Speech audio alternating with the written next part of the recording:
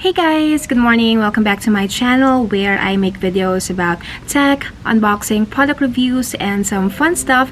And for today's video, I will be showing you what the daily responsibilities of an IT specialist is. So if you're interested, please keep on watching, and without further ado, let's get started with the video. So lately, I have been receiving a lot of requests for me to talk about what we do in IT on a daily basis, what the responsibilities of an IT support specialist are.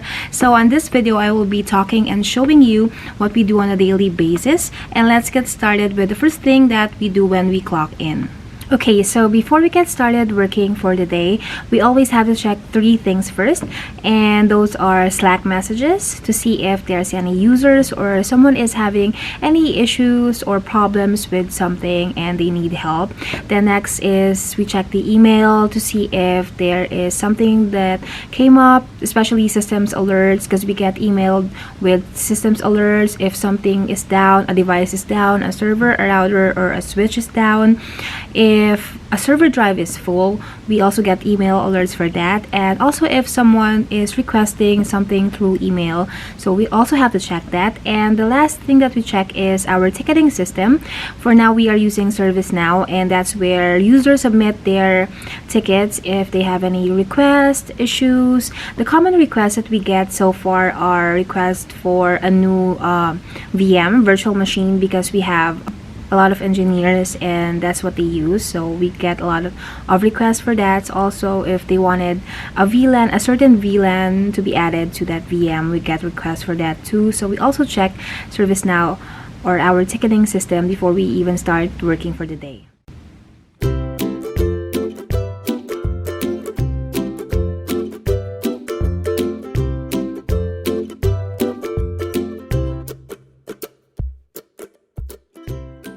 So whenever we get a ping or message in Slack, we open a ticket for it right away on the issue, and we ask the user as much information as possible to put in a ticket as well for tracking purposes also, and we just start troubleshooting with them. But in days that we are getting slammed with requests and it's a busy day, we really try to prioritize which ones are the most critical. So it's always the critical or the emergency, urgent issues that we troubleshoot first in a busy day.